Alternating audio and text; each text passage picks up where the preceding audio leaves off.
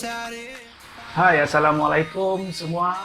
Salam sejahtera. Saya ingin ucapkan kepada semua yang menonton program kita pada hari ini, tutorial videografi, bagaimana mengambil videografi dengan menggunakan smartphone dan tools ataupun equipment yang boleh membantu anda untuk mendapatkan dan menghasilkan video yang menarik. Pertama sekali, saya ingin ucapkan terima kasih kepada pihak Pustaka Negeri Sarawak kerana meliput saya pada program kali ini, dan saya ingin juga terima kasih kepada semua yang menonton program kita pada hari ini. Bagi anda yang menyaksikan dan menonton program kita pada hari ini, jangan lupa untuk bersama dengan kami dari mula hingga akhir kerana banyak info dan tips-tips yang akan dikongsikan bersama anda mengenai bagaimana mengambil video menggunakan smartphone dan menggunakan tools ataupun equipment yang digunakan untuk mengambil video dengan lebih baik dan menarik. Jangan lupa terus bersama kami.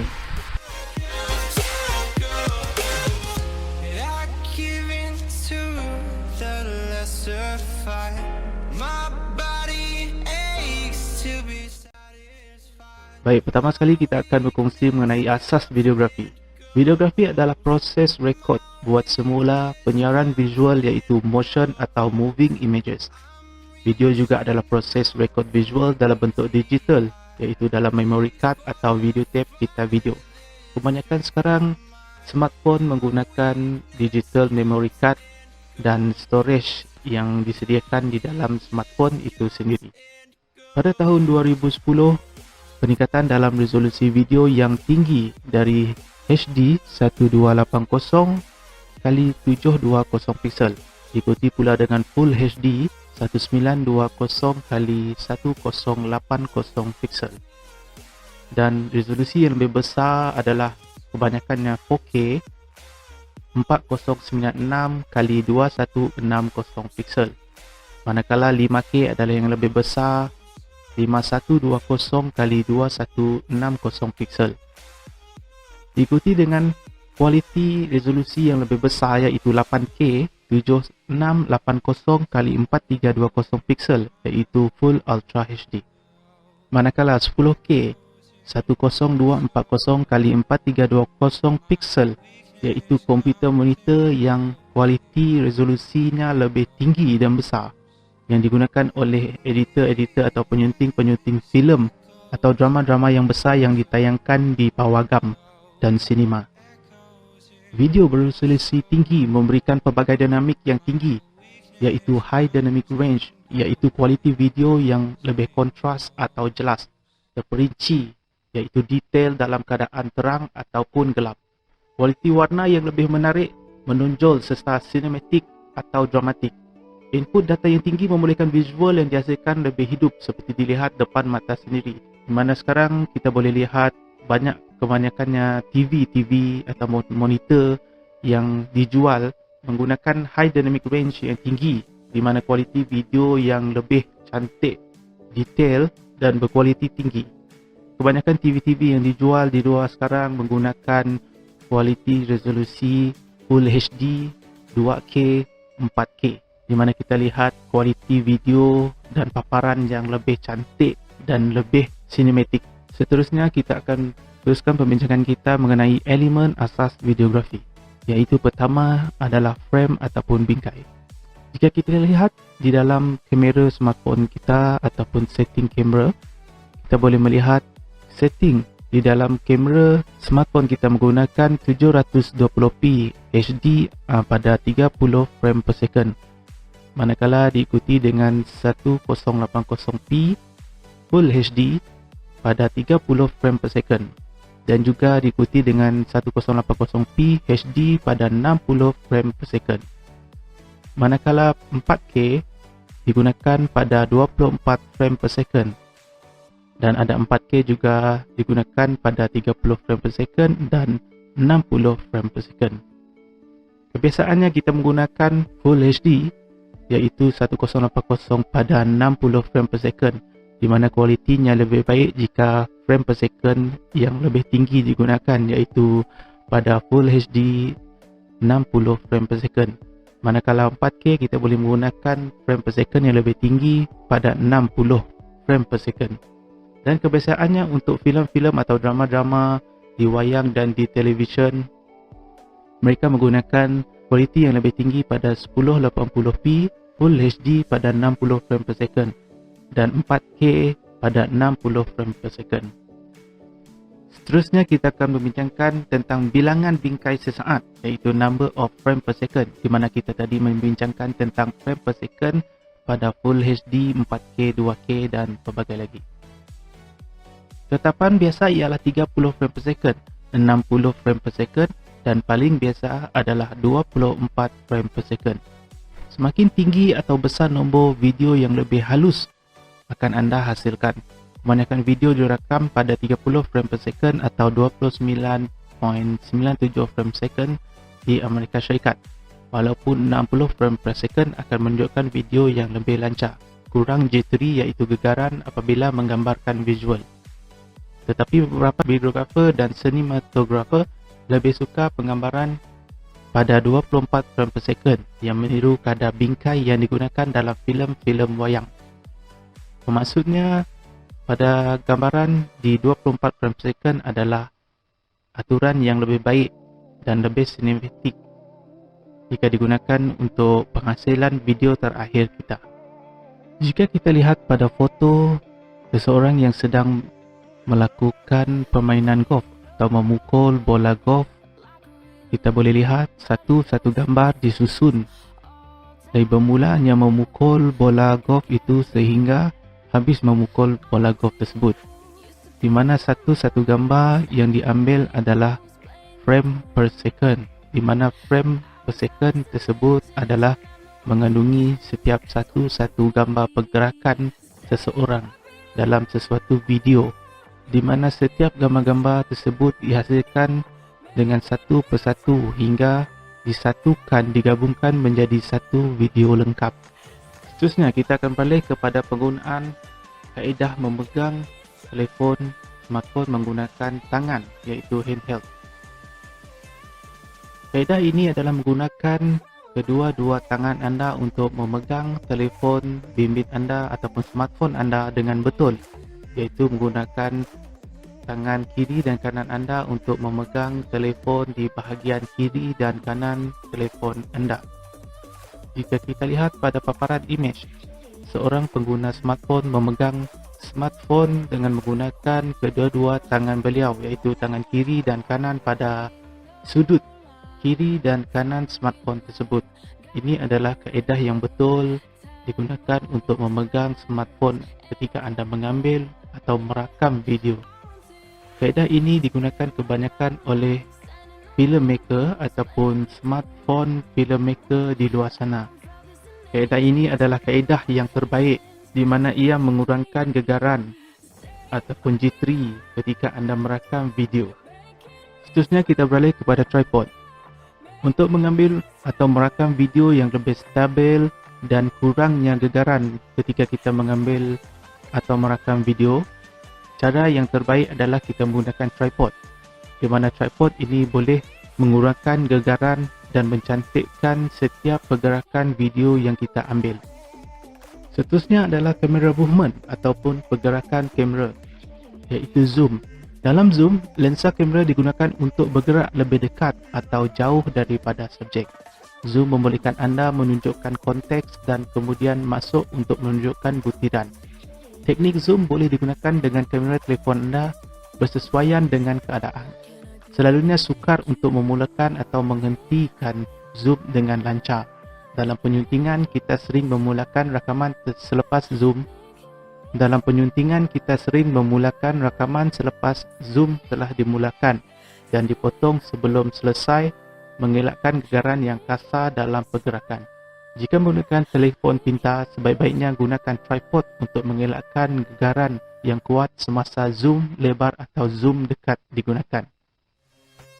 Seperti pada imej yang dipaparkan, zoom lebar atau wide zoom adalah digunakan jika kita mengambil rakaman dengan lebih lebar, di mana kita boleh mengambil atau merakam subjek dengan lebih luas. pan kiri kanan dan tilt atas bawah. Untuk pan atau tilt, kamera dipasang pada tripod atau genggaman tangan iaitu handheld. Pan bergerak ke kiri atau kanan dan tilt adalah ke atas atau ke bawah. Gerakan ini membolehkan anda melihat lebih banyak persekitaran dalam bingkai apabila bingkai bergerak. Gerakan harus dilakukan dengan perlahan dan sesuai dengan keadaan atau subjek yang anda rakam. Jika kita lihat pada imej yang dipaparkan, panning shoot. Panning shoot adalah rakaman secara mendata, iaitu bermula daripada kiri ke kanan atau daripada ke kanan ke kiri, di mana kita akan memutarkan atau memusingkan kamera yang berada di tripod atau berada di tangan kita bermula daripada kiri ke kanan ataupun daripada ke kanan ke kiri. Rakaman secara mendata atau panning adalah kita merakam kamera kita secara horizontally, iaitu secara mendata. Manakala tilt shot, iaitu rakaman secara menegak, adalah satu rakaman yang bermula daripada bawah ke atas ataupun daripada atas ke bawah. Kaedah panning ataupun kaedah tilting ini kita boleh gunakan menggunakan kedua-dua tangan kita ataupun tripod yang kita gunakan.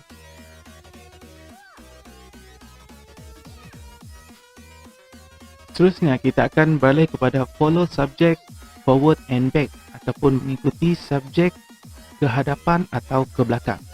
Follow iaitu ikuti melibatkan memindahkan seluruh kamera ke hadapan atau belakang ketika mengikuti subjek. Ia adalah versi zoom yang lebih dinamik, tetapi untuk benar-benar membuat pergerakan kamera ikuti terbaik dan membuat rakaman yang cantik dan lebih sinematik dengannya, anda memerlukan peralatan pembuatan filem seperti gimbal telefon pintar yang akan menjadikan pergerakan itu lebih lancar dan tiada gegaran atau shaking. Pada imej yang dipaparkan, kita boleh melihat seseorang sedang merakam video menggunakan gimbal smartphone. Gimbal smartphone ini adalah satu kaedah yang paling mudah dan senang digunakan untuk mengambil atau merakam video di mana saja anda berada. Gimbal smartphone ini banyak dijual di mana-mana kedai telefon, di mana kedai-kedai gadget di luar sana. Antara brand-brand yang terbaik yang selalu digunakan di luar sana adalah DJI Osmo Mobile dan Zhiyun. Manakala brand-brand third party lain ataupun brand lain di luar sana juga banyak yang berkualiti baik ataupun kualiti tinggi yang boleh digunakan. Seterusnya, sequence atau urutan susunan. Rakaman video atau filem urutan adalah satu siri adegan yang membentuk satu unit naratif yang berbeza, yang biasanya dihubungkan sama ada oleh lokasi ataupun masa. Sebagai contoh, filem rompakan mungkin termasuk urutan rakaman di mana ketua geng mengumpul bersama-sama para perompak, urutan rompakan, urutan melarikan diri dan sebagainya.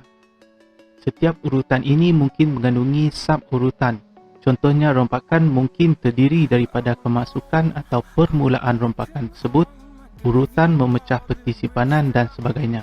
Seperti imej yang dipaparkan, kita boleh melihat seorang gadis sedang berdiri.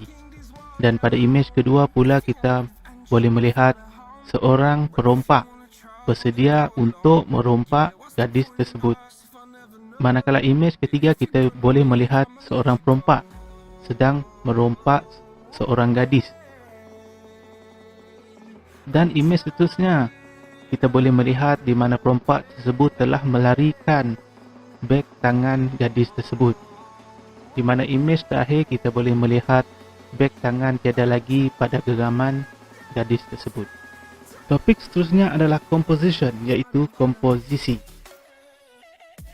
Dalam seni visual, komposisi adalah penempatan atau susunan elemen visual atau ramuan dalam karya seni yang berbeza dari subjek. Komposisi gambar berbeza dari subjeknya, apa yang digambarkan sama ada saat dari cerita atau tempat.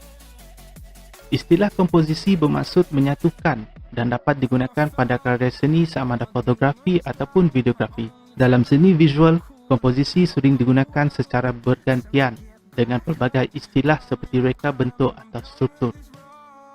Pada imej yang dipaparkan kita boleh melihat subjek kita iaitu kanak-kanak perempuan tersebut berada di sebelah kiri frame kita. Manakala pada imej kedua pula, di mana kita meletakkan seorang bayi diletakkan di atas bantal ataupun tilap, di mana komposisi yang digunakan adalah penuh ataupun berada di tengah-tengah frame smartphone kita. Jika dibandingkan dengan gambar yang pertama, kita meletakkan subjek kita berada di sebelah kiri frame. Dan jika kita lihat pada bayi tersebut adalah diletakkan di tengah-tengah frame smartphone kita. Atur cara videografi. 1. Memahami kaedah rules of third, iaitu peraturan ketiga. Peraturan ketiga adalah aturan praktikal atau garis panduan yang berlaku untuk proses penyusunan imej visual seperti rancangan, filem, lukisan dan gambar. Garis panduan ini mencadangkan supaya imej dibahagikan kepada 9 bahagian yang sama dengan 2 garis mendatar sama rata dan 2 garis menegak yang sama. Dan unsur-unsur komposisi yang penting perlu diletakkan di sepanjang garis atau persimpangan garisan. Pengamal teknik ini boleh memberikan gambaran subjek dengan mewujudkan lebih banyak ruang, tenaga dan kekuatan dalam komposisi daripada hanya meletakkan subjek hanya di tengah. Seperti imej yang dipaparkan dengan kaedah rule of third ataupun kaedah peraturan ketiga, kita boleh meletakkan sebuah pasu bunga di sebelah kiri bawah petak, di mana kita boleh melihat grid pada imej tersebut mengandungi 9 petak. Dan imej seterusnya kita melihat seorang wanita perempuan yang diletakkan di sebelah kiri sekali bahagian frame kita, di mana kita melihat ada 9 petak. Pada gambar wanita ini kita boleh melihat subjek wanita tersebut diletakkan di sebelah kiri, iaitu kaedah rule of third, di mana mata tersebut diletakkan di bahagian 4 petak pada bahagian kiri atas frame kita. Pada imej seterusnya kita melihat matahari berada di 4 petak bawah di sebelah kanan, dan kaedah ini adalah kaedah rule of third yang digunakan, tetapi subjek iaitu matahari tersebut diletakkan di sebelah kanan bawah sekali petak, di mana kita melihat imej wanita tadi, kaedah rule of third digunakan di bahagian atas sebelah kiri, di mana imej subjek matahari tadi kita letakkan di bahagian kanan dan bawah petak. Topik seterusnya adalah memahami pencahayaan. Gambaran anda tidak sempurna sehinggalah ada pencahayaan. Sentiasa cari sudut tempat atau subjek yang mempunyai pencahayaan yang cukup. Anda boleh buka apa sahaja lampu yang sedia ada di tempat anda berada kecuali cahaya yang sedia ada, iaitu available light, sudah mencukupi. Cahaya yang sedia ada ataupun available light ini adalah cahaya daripada matahari. Di imej yang dipaparkan kita boleh melihat ruang dapur menggunakan cahaya available ataupun available light daripada cahaya matahari di sebelah kiri frame ataupun di sebelah kiri gambar tersebut. Manakala gambar seterusnya kita boleh melihat cahaya available light ataupun cahaya matahari masuk kepada bahagian dapur daripada pelbagai sudut, iaitu sudut tingkap dan sebagainya. Dan jika kita melihat pada arrow ataupun petunjuk pada gambar tersebut, bahagian dapur tersebut diterangi oleh cahaya matahari, iaitu available light, dan cahaya daripada lampu-lampu yang sedia ada di ruang dapur tersebut. Jika kita bezakan dengan gambar pertama dengan gambar kedua adalah mengandungi pencahayaan yang lebih ataupun pencahayaan yang lebih baik jika dibandingkan dengan gambar yang pertama yang agak gelap dan amat menyukarkan kita untuk merakam video. Seterusnya, ketiga, memahami istilah size dan angle. Dengan mewujudkan pusat minat ini, anda membentuk pusat tumpuan visual yang menambat perhatian mata penonton tanpa beralih ke tempat lain. Segala-galanya ditemui oleh mata berhubung dengan satu titik fokus ini. Bagaimana mata bergerak ke sisa imej ditentukan oleh titik ini. Oleh itu, bagi anda untuk mencipta imej ataupun video yang baik, anda perlu menekankan subjek. Sebagai contoh, dekat dengan subjek iaitu gambar seekor kucing. Titik fokus yang digunakan untuk mengambil seekor kucing ini adalah pada bahagian mata kucing tersebut. Di mana kita melihat imej seekor kucing ini, mata kita akan terus kepada titik tersebut, iaitu titik yang diletakkan pada bahagian mata kucing tersebut. Ini adalah menunjukkan titik fokus tersebut adalah dekat dengan subjek. Imej kedua pula adalah menunjukkan imej yang jauh dari subjek, di mana kita melihat seekor kucing adalah berada di tengah-tengah frame smartphone kita. Manakala fokus selektif adalah fokus yang menunjukkan titik tersebut berada tepat pada subjek, di mana kita boleh melihat pada gambar paparan tersebut titik fokus tersebut pada bahagian muka, hidung ataupun mata kucing tersebut. Gambar ini lebih menunjukkan kepada kaedah depth of field, di mana kaedah depth of field ini menunjukkan tepat kepada bahagian muka, mata dan hidung kucing tersebut, di mana bahagian lain selain daripada bahagian muka kucing tersebut adalah kabur ataupun blur. Ini adalah fokus selektif di mana menggunakan kaedah depth of field, di mana bahagian tertentu sahaja adalah sharp ataupun jelas, di mana bahagian lainnya adalah kabur. Seterusnya adalah angle ataupun sudut. Gambar pertama menunjukkan kita merakam video daripada low angle ataupun sudut yang rendah. Sudut rendah ini boleh menggambarkan subjek kita dengan lebih cantik dan lebih tinggi pada tahap mata. Seterusnya adalah eye level ataupun sudut tahap mata. Sudut tahap mata ini adalah sudut di mana subjek yang kita rakam itu sama rata dengan pandangan mata kita, iaitu terus ke depan. Seperti pada gambar tersebut, gambar burger tersebut adalah berada di tengah-tengah dan sama rata paras dengan penglihatan kita. Manakala imej berikut adalah menunjukkan top angle ataupun sudut daripada atas. Sudut atas ataupun top angle ini gemar digunakan oleh perakam-perakam video ataupun perakam-perakam foto. Ia adalah dikenali sebagai flat lay ataupun pandangan dari sudut atas, di mana pada top angle ataupun sudut atas ini ramai kita melihat perakam-perakam video ataupun foto mengambil daripada sudut atas untuk mengambil makanan-makanan ataupun buku ataupun baju. Seterusnya kita beralih kepada practical susun atur video.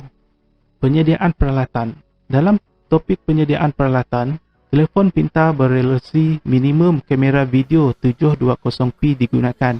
Kita harus set full screen brightness pada smartphone kita sebelum kita merakam video. Gunakan kaedah pegang dengan dua tangan ataupun menggunakan tripod jika ada. Topik seterusnya adalah persiapan video. Cari benda ataupun lokasi yang anda suka atau minat untuk membuat rakaman. Pastikan lokasi ataupun subjek cukup pencahayaan. Sentiasa semak setting yang betul sebelum rakam ataupun merekod video. Topik seterusnya, saya akan berkongsi bagaimana cara-cara untuk merakam video menggunakan gimbal smartphone, iaitu cara-cara yang mudah ataupun cara-cara yang baik untuk mengambil video ataupun merakam video dengan menggunakan gimbal smartphone, di mana menggunakan gimbal smartphone ini kita boleh menghasilkan video yang lebih sinematik ataupun dramatik yang biasa digunakan oleh pembuat-pembuat drama atau filem di luar sana.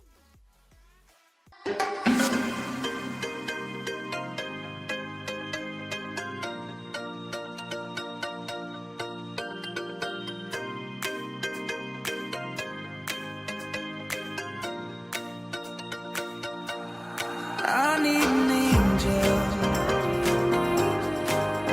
to save me from myself, holding my savior.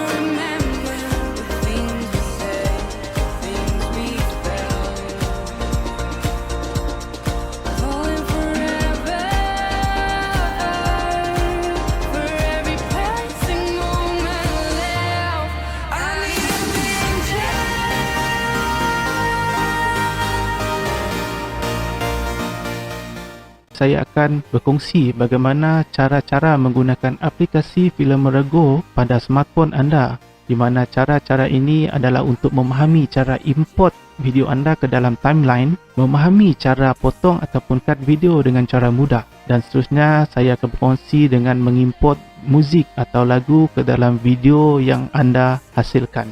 Akhir sekali, kita akan berkongsi tentang bagaimana mengeksport video ataupun menghasilkan video-video yang telah anda potong-potong tadi kepada satu video terakhir, di mana video terakhir ataupun video lengkap tadi akan diekspor kepada format MP4 H.264. Dengan menggunakan format MP4 ataupun H.264 ini, video terakhir anda mudah dipaparkan di mana-mana smartphone ataupun komputer, ataupun kebiasaannya boleh menggunakan TV di rumah anda. Terima kasih kepada anda yang masih mengikuti program kami pada hari ini. Saya akan menunjukkan cara-cara untuk menggunakan aplikasi Filmora Go, di mana kita akan memahami cara import video ke dalam timeline, memahami cara memotong ataupun cut video dengan cara mudah, memasukkan muzik atau lagu ke dalam timeline ataupun video kita, dan memasukkan teks ataupun tajuk ke dalam video kita. Dan akhir sekali, saya akan menunjukkan cara-cara untuk mengeksport atau menukar video yang telah anda potong-potong ke dalam format MP4. Pertama sekali, kita akan tap kepada Create New Video. Di sini saya ada beberapa video yang telah saya ambil dan rakam untuk dijadikan video. Kita akan pergi kepada folder kamera. Di sini terdapat beberapa video yang telah saya ambil menggunakan smartphone saya. Saya akan memilih 2 atau 3 video untuk dimasukkan ke dalam timeline. Saya akan memilih video 1, dan untuk memasukkan video ke dalam timeline kita perlu tekan butang add. Dan untuk memasukkan video yang seterusnya, kita tekan back dan pilih lagi video yang hendak kita masukkan. Dan menggunakan cara yang sama, kita akan tap butang add untuk masukkan video kedua ke dalam timeline. Dan seterusnya video ketiga kita akan masukkan ke dalam timeline dengan menekan butang add. Setelah saya memilih ketiga-tiga video yang saya mahu untuk dipotong ataupun diedit, seterusnya saya akan tekan butang next yang berada di atas sekali sebelah kanan.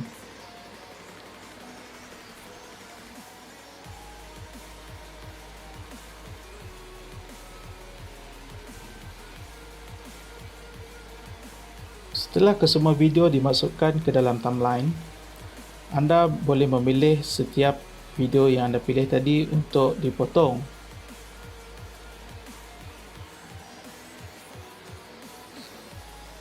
Saya akan pilih video pertama untuk dipotong. Cara untuk memotong video tersebut adalah kita tap button trim clip yang berada di bawah sekali sebelah kiri.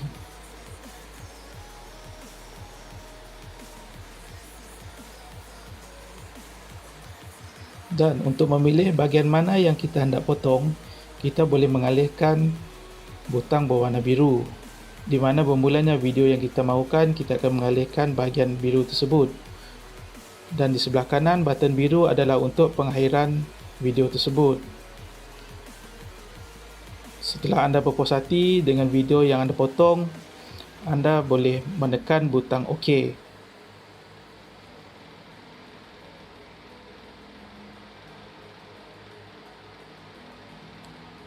Seterusnya saya akan menekan butang OK lagi untuk memilih video kedua untuk dipotong. Setelah memilih video kedua, saya akan tap kepada trim clip untuk memotong video tersebut. Seperti biasa, saya akan mengalihkan butang berwarna biru untuk memotong video yang saya pilih tadi. Dan saya tekan butang OK.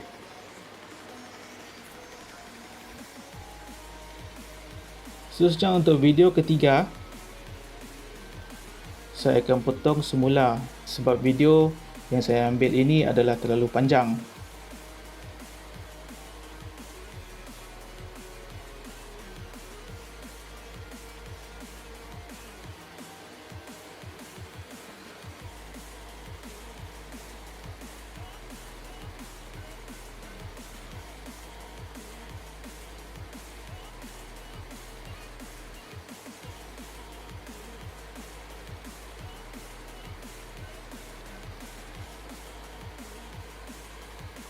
Setelah berpuas hati, saya akan tekan butang OK.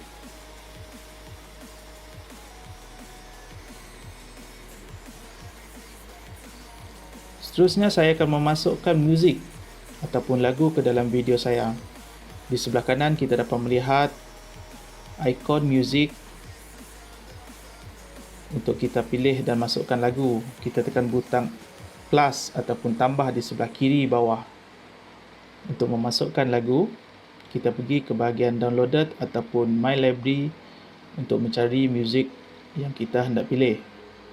Saya akan pilih lagu ini dan masukkan ke dalam timeline saya dengan menekan butang OK. Jika saya menekan butang tema ataupun theme di sebelah kanan, terdapat button-button di sebelah kiri iaitu 80, iaitu 80s, fashion, winter, Chaplin dan sebagainya. Ini adalah tema video. Tema video ini boleh digunakan untuk memberi kesan ataupun tema yang pelbagai kepada video kita. Dan saya akan memilihkan kepada winter.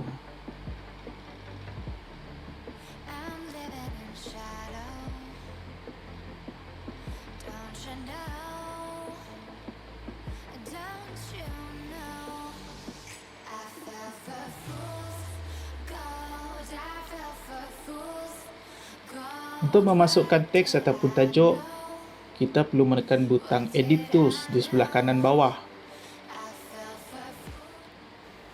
Dan kita alihkan bahagian bawah sekali kepada Titles. Untuk memasukkan teks ataupun tajuk, kita perlu tap kepada bahagian petak di tengah video. Di sini saya telah memasukkan teks bertajuk Damai Sentral.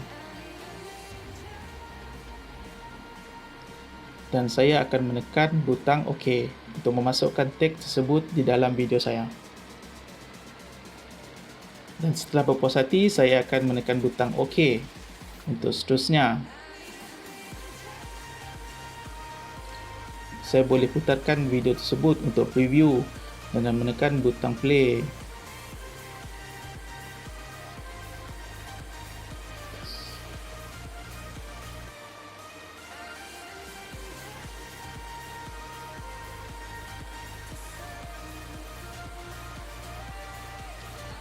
Dan akhir sekali, jika anda telah berpuas hati dengan video yang telah anda potong, muzik yang telah anda pilih dan tajuk yang telah anda masukkan, anda boleh tekan butang save di sebelah kanan atas.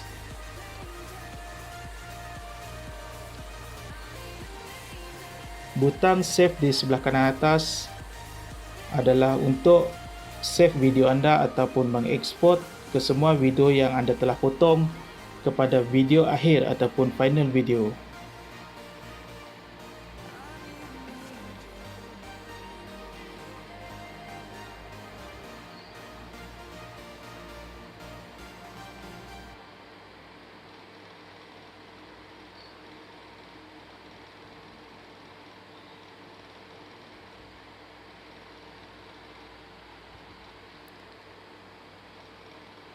Dan setelah proses mengeksport ataupun menghasilkan video akhir telah berjaya, anda boleh memilih untuk memasukkan video anda atau memuat naik video anda ke social media seperti Instagram, YouTube, Facebook dan sebagainya. Tapi sebelum anda memuat naik video anda ke laman sosial, anda perlu menekan butang Save to Camera Roll di sebelah kanan untuk memasukkan video tersebut ke dalam smartphone anda.